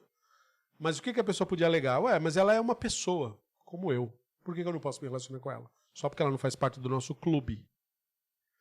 Então os rabinos iam alegar isso. Mas ela tem uma parte, realmente. Ser uma pessoa é uma parte do que integra a nossa comunidade. Mas a nossa comunidade não é só isso. Tem uma outra parte que está faltando aí para poder realmente... Tem um sinal de kashrut. ser uma pessoa. Mas falta o outro sinal de Kashrut, que no caso é aderir ao nosso sistema. Percebeu? Então a comparação, embora rude, eu não estou aqui dizendo que não é rude, né? A linguagem do Yehezkel é extremamente rude. E não é só dele, mas principalmente dele, né? Só que era uma linguagem comum na antiguidade. Essa rudeza, essa má educação, na nossa visão, era comum, né? Então, por isso que eu disse aqui embaixo, ó, o profeta utiliza imagens sexuais para descrever assimilação religiosa e envolvimento com culto estrangeiro.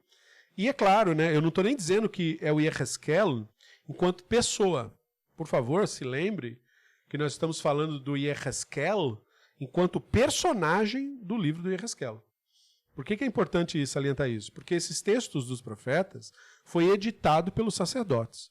Os profetas estão dizendo o que os sacerdotes queriam que fosse dito. Os profetas, portanto, a que me refiro, é o personagem do livro. É diferente da pessoinha que supostamente teria existido. Se é que existiu.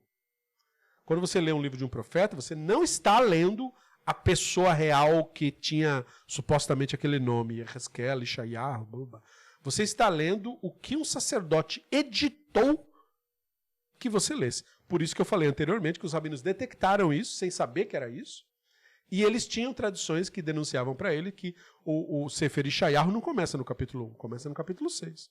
E que tomaram lá decisões de por que colocaram aqueles capítulos anteriormente, meio que para montar uma historinha, mas que não era o começo do livro, e eles registraram para que meio que não se esquecesse que na versão original da obra, o capítulo 6 era o capítulo 1. Percebeu? Então eles sabiam que o texto era todo mexido. Eles não tinham uma visão crítica de por que isso teria sido feito, ou como, ou a que propósito. E então alguns dos cultos do Oriente Próximo incorporavam práticas sexuais ritualizadas. Quer dizer, tinha muito na Babilônia isso, da onde muitos desses rabinos tinham herança cultural, mas também tinha entre os gregos isso daí, entre os romanos também tinha. Então, se um cara quisesse cultuar Baco, ele podia se envolver ali nos rolês ali bem libidinosos, digamos assim. E os rabinos queriam dar uma segurada na galera. Não é nem por questão, como eu falei, moralista. Não é como se os rabinos estivessem tentando controlar, geralmente, assim, de uma maneira geral. O problema dos rabinos é que havia realmente leis romanas, leis dos invasores, que proibia relações entre judeus e as mulheres dos povos deles.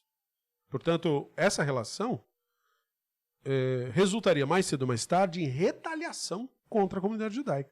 Então os rabinos são obrigados a legislar. Eles não podem simplesmente deixar. Tipo, eu cuido da minha vida e você cuida de vocês. Tá, mas se você comete um ato que depois vai repercutir na comunidade toda, então não tem essa de minha vida. Você vai envolver todo mundo no seu problema. Tipo, o cara vai para outro continente, outro país e faz isso lá. Aí os rabinos, o problema é seu. Mas aqui, no nosso rolê aqui complica. Percebe? A mesma coisa quando judeus eram submetidos à opressão cristã. Se um judeu se relacionasse com uma mulher cristã e a igreja descobrisse, a mulher provavelmente era espancada ou morta e o judeu era certamente assassinado e a comunidade massacrada. Em nome de Cristo, pelo amor de Cristo. Então isso aí era uma terça-feira para católicos e protestantes. Então os judeus tinham que fazer isso. Por quê? Não tinha um monte de cristão que tinha interesse em judaísmo, que achava interessante ler o texto hebraico, as escrituras no original, e saber as tradições e como pratica os mandamentos? Tinha um monte. A igreja teve que ameaçar de morte com requintes de crueldade para poder impedir que isso acontecesse. E os judeus acabaram, ao longo dos séculos, desenvolvendo uma cultura de rejeição, que depois foi extremamente conveniente para os racistas europeus utilizarem. Né? Mas no começo não era uma questão do racismo europeu, era uma questão que era imposta pelo próprio cristianismo. Percebe? O Talmud, se o Talmud realmente ensinasse que os membros das nações fossem animais literalmente, o Rav Yehudá teria permitido rezar o Shema. Percebeu que é o contrário? Se o Talmud realmente estivesse dizendo os goim são como bichos, tá, então pode rezar o Shema na frente dele? Pode. Se você tem um pet na sua casa, você pode fazer o Shema na sua casa? Pode. Mas o pet não está pelado? Não. Não é considerado pelado. Você tem uma fazendinha, tem cavalo, vaca. Você fez uma sinagoguinha ali do lado de fora da sua fazendinha. Você pode fazer o Shema? Pode. Mas a vaca está passando, não tem problema. Então, se o Talmud tivesse a mesma opinião que os acusadores estão fazendo, ele teria dito que é permitido rezar o Shema na frente do goi pelado. Mas o Talmud diz que é proibido. Portanto, a acusação não se sustenta sobre nenhum tipo de visão, nenhum espectro que seja. Percebeu? Então, esse é o primeiro ponto, né, que nós vimos do homem que foi açoitado e tentou fazer uma acusação contra o Rav Sheila. E aí, o Rav Sheila teve que criar ali um subterfúgio para poder se preservar, e isso acabou com o homem em questão. Então não é que o Rav Sheila estivesse mentindo, e nem que o Rav Sheila estivesse xingando ninguém de nada. O Rav Sheila simplesmente estava tentando usar uma linguagem que não comprometesse aquilo que ele representava, que era a comunidade que ele vivia. Então o objetivo daquela passagem é falar da complicada relação entre a autoridade religiosa local e a força dominante. E que uma rebelião, uma rebeldia local podia resultar num problema para toda a comunidade. Esse é o primeiro ponto. E no segundo ponto, do Berachot, é mais explícito ainda, né?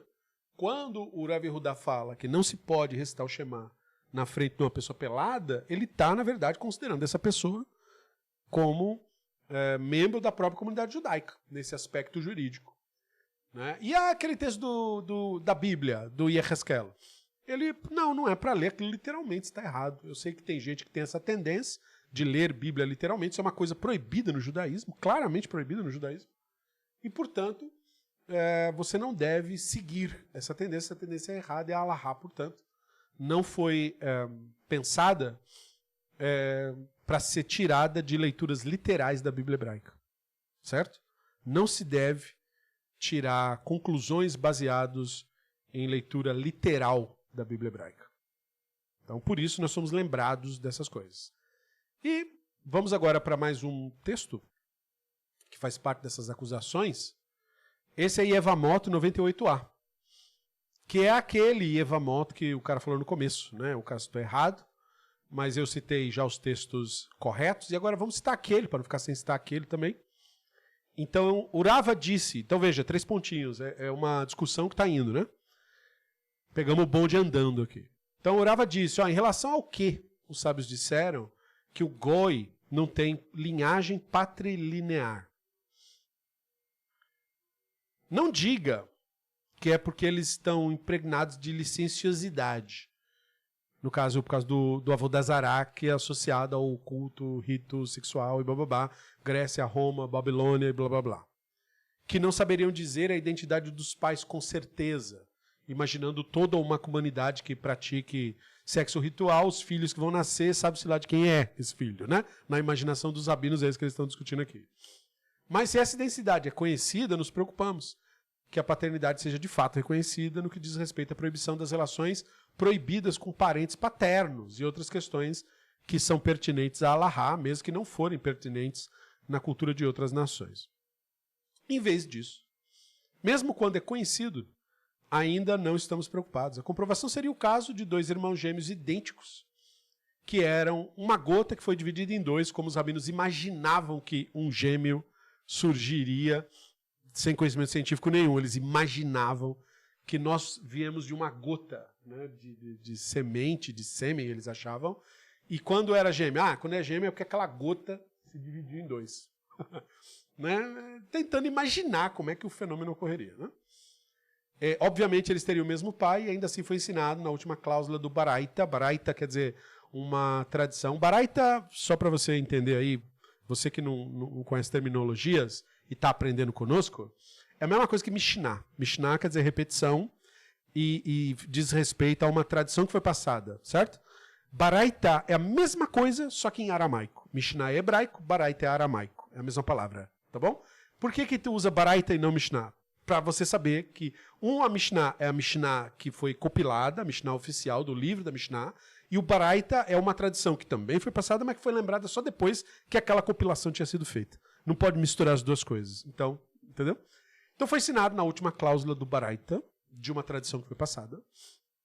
eles não realizam o rito de Halitza e não realizam casamento levirato. Eles quem? As pessoas que se convertem para a religião judaica. Aprendemos com isso que o misericordioso despojou, tirou, alarricamente, claro, o goi da sua prole. Ou seja, o cara veio para seguir a tradição dos rabinos. Aí o misericordioso, ou seja, a alahá é associada ao divino, então o divino tirou a pessoa da sua família, juridicamente falando. E aí está escrito a respeito dos egípcios lá no Yehezkel. De novo o texto do Yehezkel. Sua carne é como a carne de jumentos, cujo sêmen é como sêmen de cavalos. Ou seja, a descendência de um goi não é considerada aparentada com ele. Né? Então, esse é um texto talmúdico, de novo, que se isolado a pessoa não entende patavinas.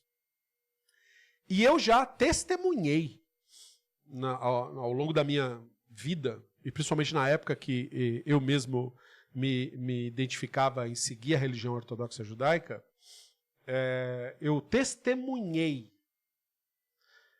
líderes religiosos sionistas que se diziam ortodoxos, mas viviam uma vida meio dupla ali, não é bem assim, é igualzinho o movimento evangélico, o cara prega moralismo, mas só para os outros, para si mesmo não funciona. E o cara falou desse trecho, e pessoas que se converteram à religião, escutando a explicação do rabino, passaram, por exemplo, a destratar os pais. Cheguei a ver pessoa que não queria ir comer na casa da mãe e veio perguntar para mim se era adequado ele comer na casa da mãe por causa desse trecho que ele foi tirado daquela família porque ele se converteu para a religião. E assim, é muito interessante o fenômeno psicológico. A pessoa era uma pessoa normal num dia e vira um racista no outro dia. Por quê? Porque ele absorveu um personagem na própria cabeça que, segundo ele, comandava ele a agir dessa maneira.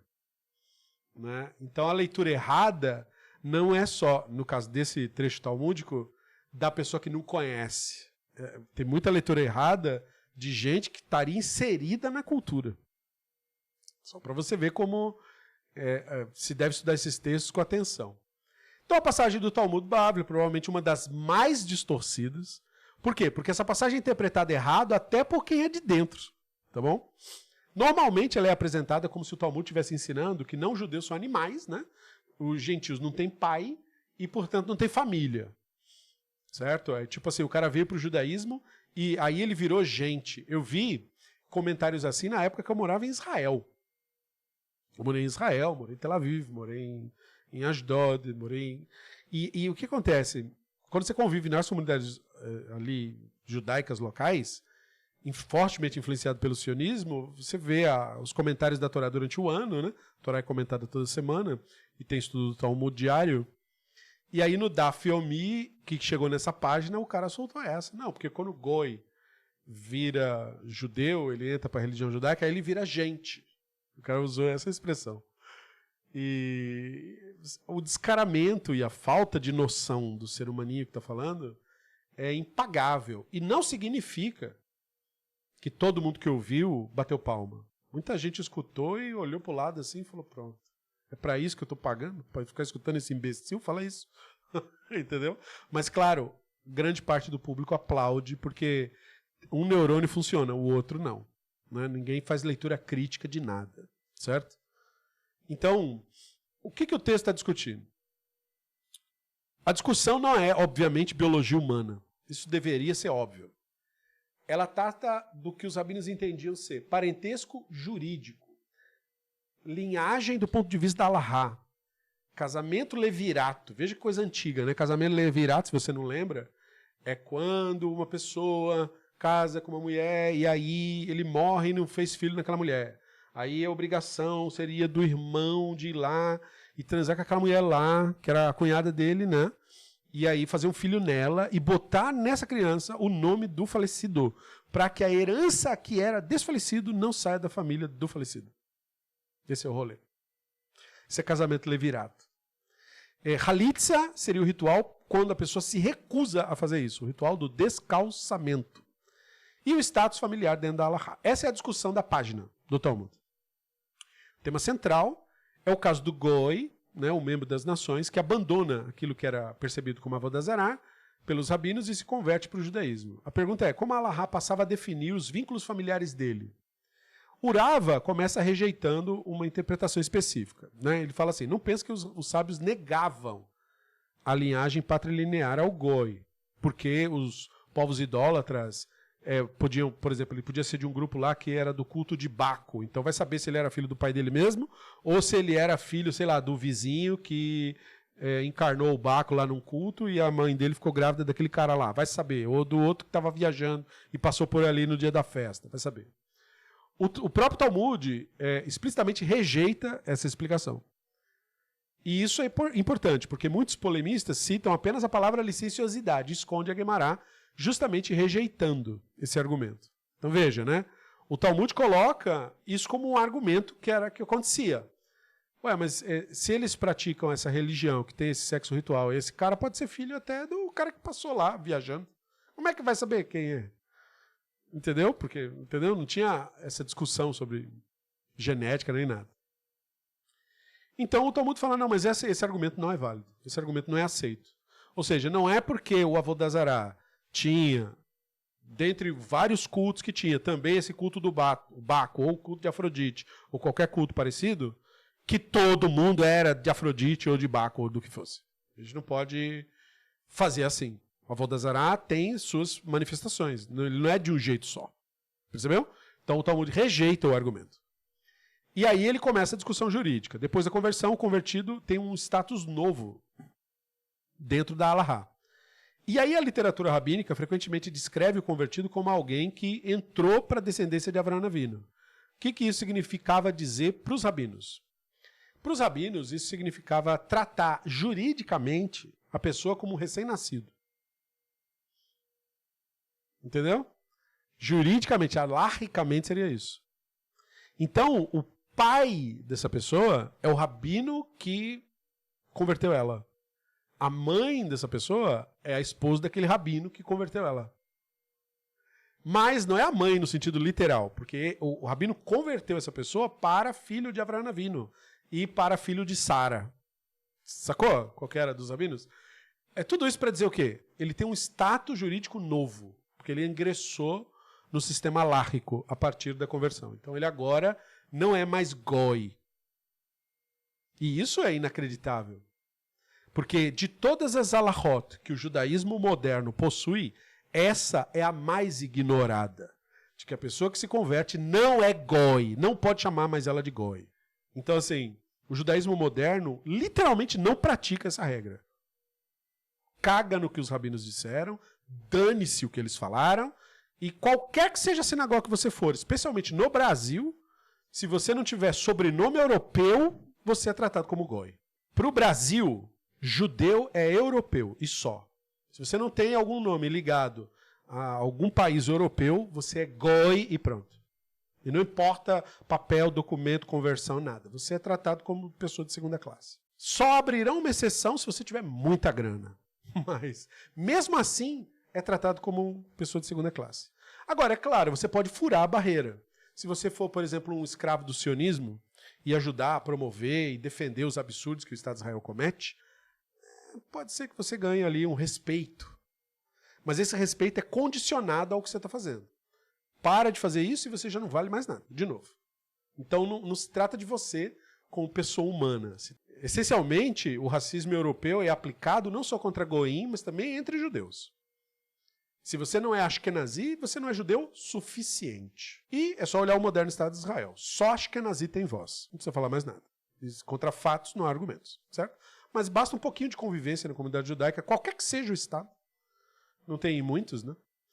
E você vai se ligar nisso facinho, facinho. É bem tranquilo de perceber isso. Não tem mistério.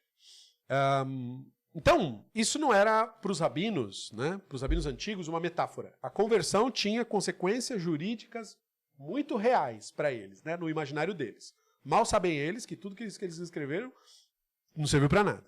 Né? Mas seria o pertencimento nacional, status familiar, obrigação religiosa, categorias de parentesco.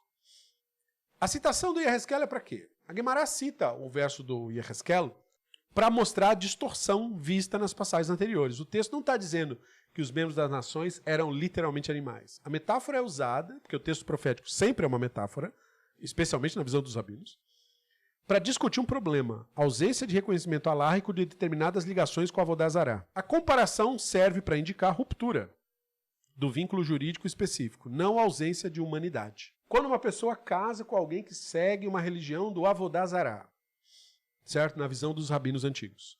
Por que isso é um problema? Porque nada do Avodah Zará tem validade na Alahá. Então, se você se envolveu com uma pessoa do Avodah Zará, isso não tem existência dentro da Alahá. Não é reconhecido como algo juridicamente aceito. Na Alahá, que eles inventaram na época antiga. Não estou dizendo que tem que ser assim, não estou defendendo isso. Só estou explicando para você entender como é que funciona o rolê e qual que é o problema que eles estão discutindo. Por que eles não queriam que um cara fosse lá numa mulher que segue o Avodah Zará e fizesse um filho na mulher? Porque ele ia abandonar aquelas responsabilidades lá. Porque ele não tem nenhum vínculo com aquela responsabilidade lá, do ponto de vista da Alahá. A Alahá não pode obrigá-lo a cuidar dos filhos dele, a fazer as coisas que tem que fazer, como ela poderia se ele estivesse dentro do sistema judaico.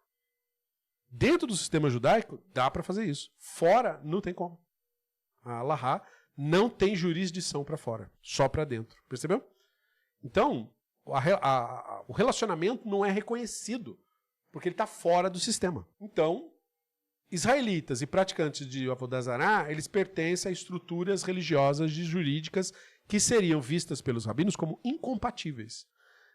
A Alahá proíbe relações cultuais e matrimoniais com aquilo que era percebido como Avodah Zará.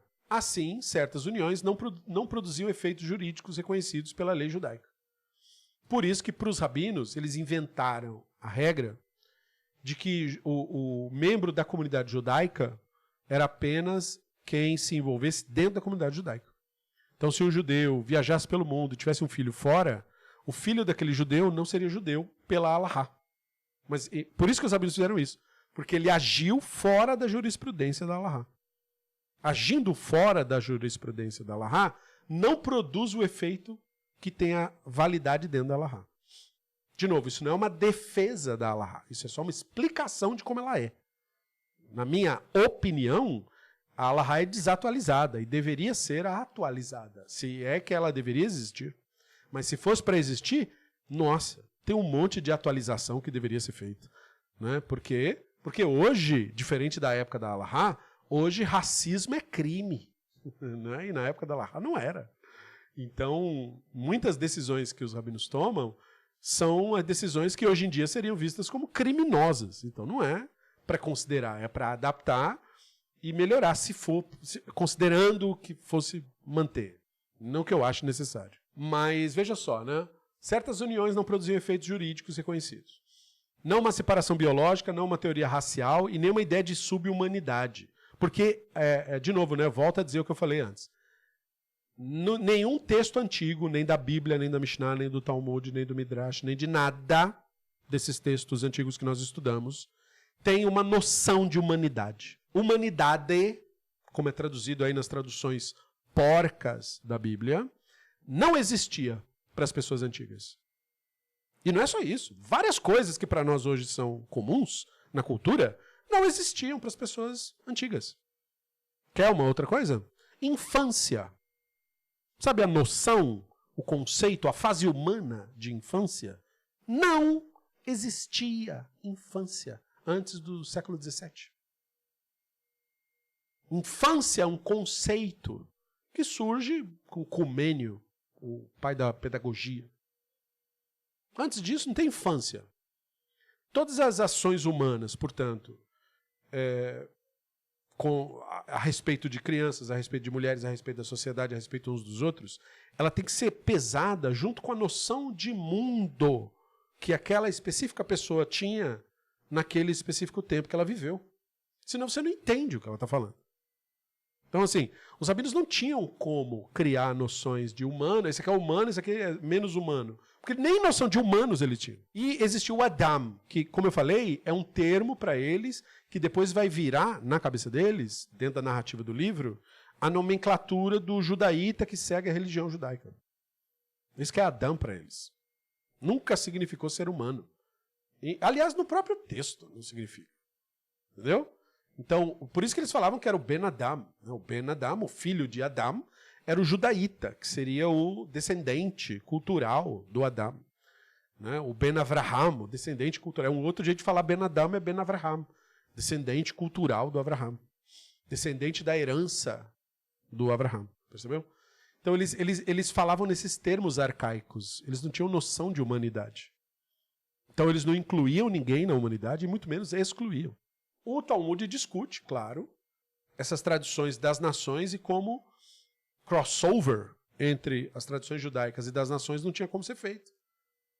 Então o Talmud reconhece vínculos familiares e patrimoniais de não israelitas, só que o Talmud não determina que a Allahá tem poder sobre isso, de legislar sobre isso, de nada disso.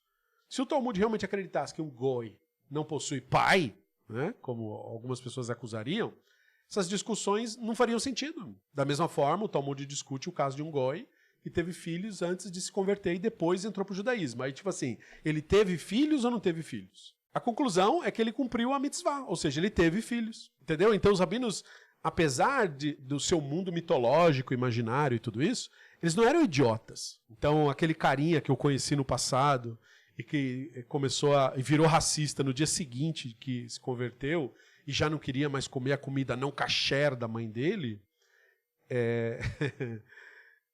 era só um imbecil, né, iludido pela religião e que usou a religião para exteriorizar um preconceito que tinha dentro de si e que agora estaria, na visão dele, legitimado a exteriorizar.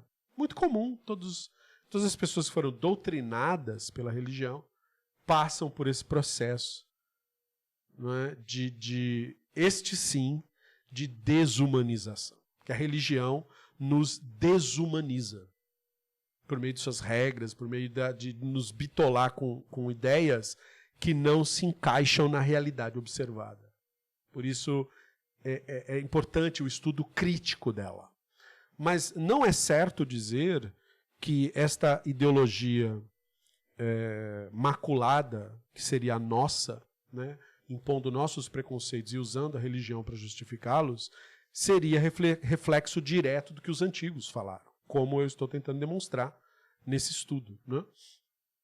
As passagens anteriores relativas à metáfora de jumento não tratam todos os judeus em sentido biológico. Está se falando de Avodazará, ou seja, de religiões cujas tradições eram estranhas a essa que os rabinos receberam. Trata-se de validade jurídica dentro dessa comunidade. Trata de casamento dentro da comunidade. Trata de pertencimento religioso dentro da comunidade. Trata de categorias legais da Alahá, que é a lei normativa judaica. O profeta Yehezkel e outros usam hipérbole, linguagem humilhante, imagens sexuais agressivas, retórica extrema, porque essa é a característica de falar dos profetas antigos. Aliás, é um dos motivos pelos quais muita gente gosta dos textos dos profetas antigos. É que eles não tinham papas na língua, digamos assim. Mas isso não quer dizer que as pessoas antigas, por causa disso, também viravam de começar a xingar todo mundo imitando profetas. Não, eles sabiam ler o que o cara falou lá, né? Tinha até umas coisas engraçadas e depois assim, isso aí, ele falou isso, ele falou isso, mas não quer dizer que eu vou falar isso. Mas ele chamou o cara disso, quer dizer que é isso mesmo? Não.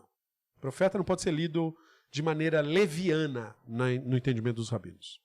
Então, para concluir, a acusação moderna depende de retirar a frase do contexto, ignorar a discussão jurídica, apagar o tema da conversão, ignorar outras passagens talmúdicas, reinterpretar a metáfora profética como se fosse teoria racial moderna. Mas o texto real não sustenta essa leitura. O que a Guimarães está discutindo é status jurídico, pertencimento alaico, efeito legal de conversão das uniões proibidas. Não é humanidade biológica, que isso não existia para eles, e também não é a ideia de que não-judeus seriam animais e coisa assim. Não é nada disso. Então, para quem é membro do nosso canal, esse estudo todo vai estar disponível em PDF, junto com os infográficos e as explicações, como uma forma de te dar suporte, te dar ferramenta para você discutir desenvolver a discussão, lembrar das coisas que foram ditas e tal, e tal, e tal. Se você ainda não é membro do canal, eu te convido a se tornar, se você gosta de ler, né? Leitura é uma habilidade que está sendo perdida nessa nova geração. Tanto ler quanto escrever são habilidades que estão cada vez mais sendo comprometidas pelo desenvolvimento da tecnologia. Então, seja você uma resistência a isso e promova para você mesmo e para sua casa o hábito da leitura. Né? E se você é pai de filhos, não mande seus filhos lerem. Leia você. Né? O Talmud tem um ditado muito bom sobre isso. Seus filhos não fazem o que você manda. Eles fazem o que você faz. Se você não lê, eles também não vão ler. Se você só fica na tela, eles também vão ficar só na tela. Então, se você quer que eles leiam, então leia, estude, reflita, discuta, investigue, pense. Se você nutrir, se cada pessoa nutrir na sua própria casa esse culto ao conhecimento, esse hábito de estudo, você está enriquecendo não só você, mas toda a sua família. E o nosso canal existe para colaborar com isso. Se você quiser, então, e puder, escolha uma opção para se tornar membro. Tem também a opção no Apoia-se, se você quiser nos ajudar lá. E, enfim, nós dependemos disso para continuar existindo. Eu agradeço a atenção de todos vocês até aqui. Muito obrigado por terem acompanhado essa série. E nos veremos numa próxima.